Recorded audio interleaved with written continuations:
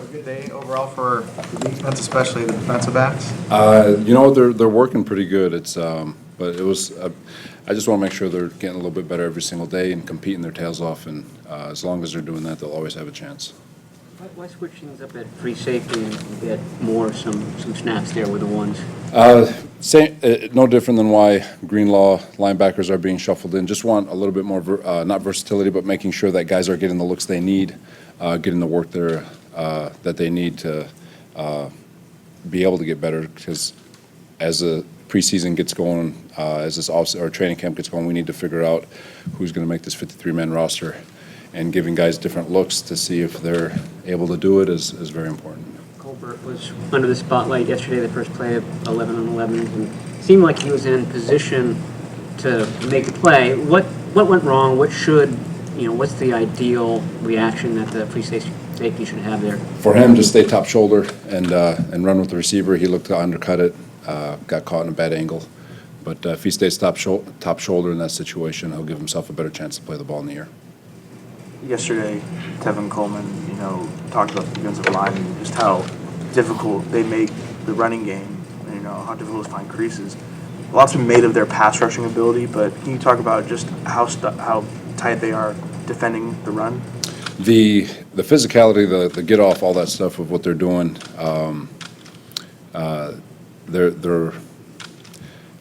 it's like organized chaos, So they're getting off. It's very violent. There's bodies flying all over the place.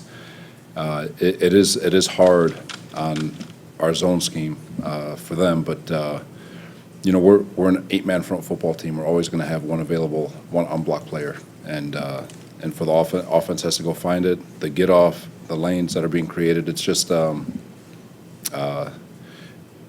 it's been good. The chaos that they're presenting with their get off and all that stuff has actually been pretty good.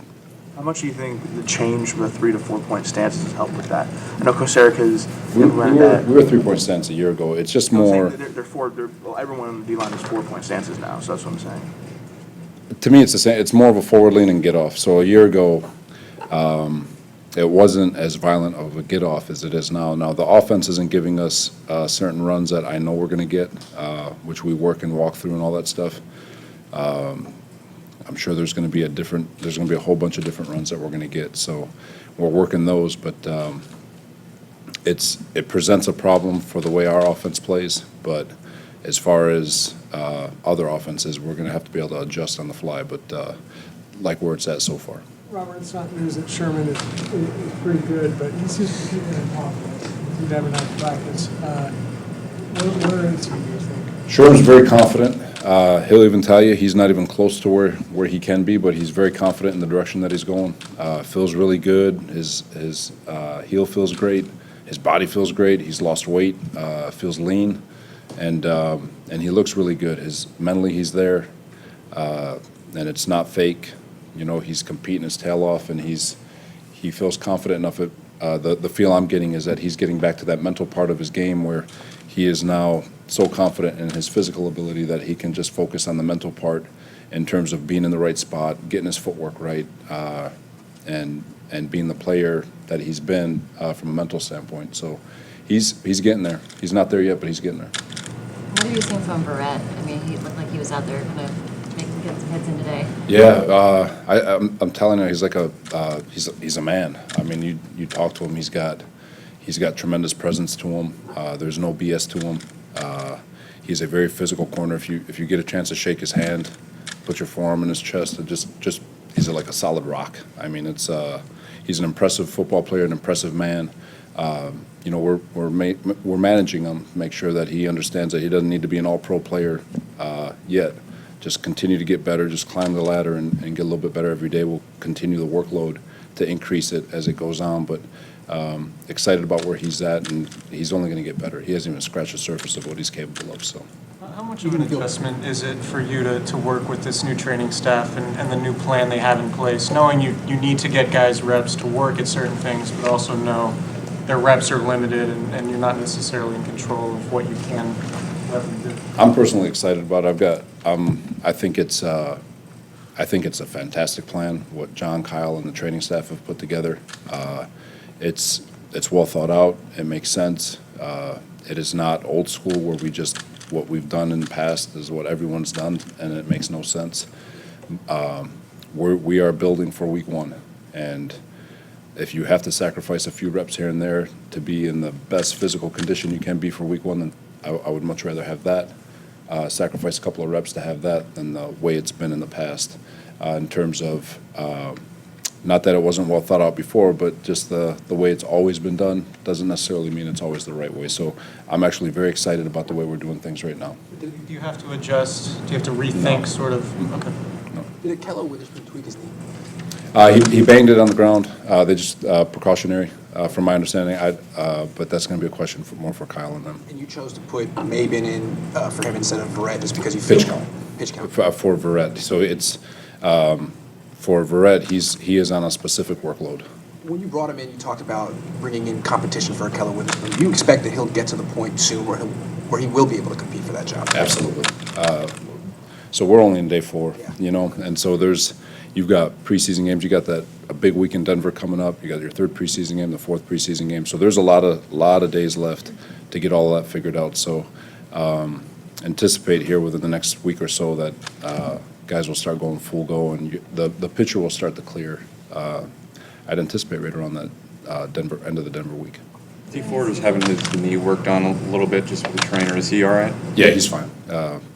Just aches and pains at training camp. Was that deep? D, yes. How impressed were you with Ronald Blair, and do you think he kind of takes some guys by surprise with how athletic he is? I think so. I told y'all my first one, if you like winning, you like Ronnie Blair. If you don't like winning, then you don't like him. I love him to death. He can do no wrong in my book. So he's got great versatility. He'll play nickel if you ask him to, and he'll know what to do, and he'll execute. So. What's your message to Kentavius Street, just in terms of how you want him approaching this camp and what things you need to see from him? Kentavius,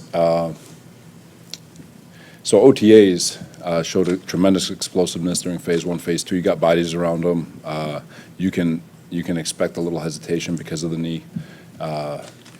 These past 2 days, he's really come into his own in terms of trusting his leg. I don't know if you guys are aware of it. He's probably the strongest human in the weight room, and these past 2 days, that weight room strength is starting to transfer to the field, and and so for him, it's to continue building confidence, continue to get a little bit better every single day, and trust that your physical traits, your physical gifts will take over. And so these past 2 days have been good. He's just got to continue stacking them up. And where do you envision him sort of fitting in? I mean, you have a lot of guys with differing skill sets, but you don't really. I mean, I think that his ability to just knock offensive linemen back is sort of unique. He's, you know what? He's kind of in that same role like Eric, Saleh. In terms of he's an edge setter in the run game, and he's going to make his hay inside and rushing the passer.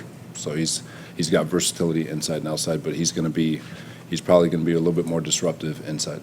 A guy like that who kind of had a unique situation last year, like a redshirt year essentially. What did you learn about him through that process last year, and how did he maybe kind of build to this point? So same thing with that I talk about Verrett, that I'll say with Street. He's a grown man. He's got his head on his shoulders. He's very, very mature for his age, and he goes about his business every single day, and he's got a focus. There's no try to joke with him. There's not much joking with him. So last year when he's going through that, and you're game planning every week on that, how are you? Do you check in on him? Yeah, absolutely. You drop in the weight room, see how he's doing.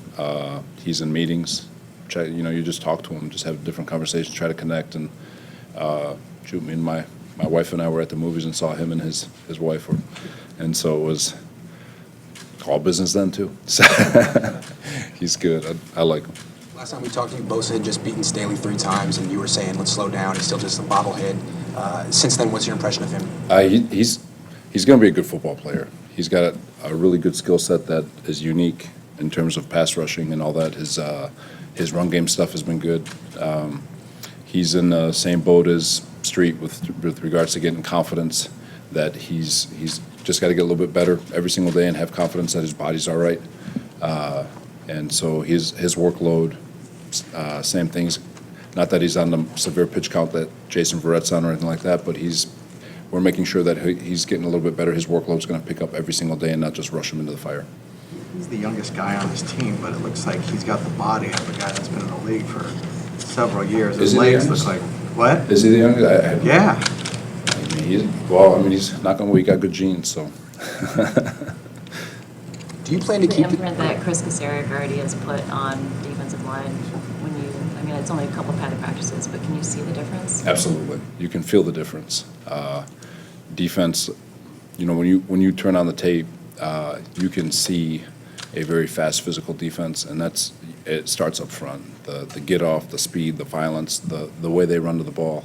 There's an old saying, defenses will be recognized as fast when the D-line is wreaking havoc, and it'll be recognized as a hard-hitting defense when the back end is hitting people. And so they're really adding to the speed element of the game. I mean, they're everywhere so far, but it is only the fourth day of camp, and they are still trying to figure stuff out. There's still a lot of communication things that they've got to get better at with regards to games on third down and all that. They're not even close with, but it's a good start. So. There was a play where Bosa and Armstead collided, looked a little awkward. Did you see what happened on that? Yeah, it goes back to the communication stuff. You know, they're working on different games, they're working on different techniques, alignments, fronts, and so there's going to be some communication stuff, and those two, you know, knock on wood, nothing big came of it, but that's communication for them is new with what they're doing up front. So that stuff is a long way from being sharp enough for week one. So it was a design game, and they Yeah. just sort of It's a weren't on the design same game, page. Yeah. How's Tavares Moore playing at free safety? Do you plan to keep him there when Jimmy Ward comes back, or is the plan to move him back to? Yeah, he's staying at free. He's been progressively getting better. He's by no means even close to being an NFL-ready safety by week one, but he is getting progressively better. But he's got a lot of things to clean up with regards to lack of hesitation. He's hesitating, which is expected. He's still new at the position, but he's got to get to the point where he's not really thinking about his job anymore, where he can react and trigger, which is so important for our safety to be able to do. Last time we saw you, you know, go back to Kasarik, we talked about the high energy that he brings every day. He's very unique in that sense.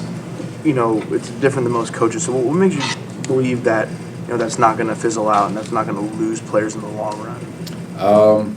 You know, I'm a firm believer that if you possess two traits as a football coach, you can be whoever you want as a football coach. If a player knows you really genuinely care about their well-being and their ability to get better, and if you actually have the ability to help them get better with your techniques, your schematic knowledge, you could be crazy every day, you can be calm every day, you can be whoever you want every day. But if they know that in your heart you truly care about their well-being, and the player knows that what you are telling them will help them make plays on Sunday, you can be whoever you want. So his personality doesn't wear on people because he loves his guys. He cares so much about all of their well-being, and he knows what he's talking about. And so players feel that. They're not dumb. So that's why his style can stay. He can keep his intensity constantly because it's not fake. And so his that trait alone is why his personality won't fizzle out. All right, thanks, guys. All right, guys. Have a great day.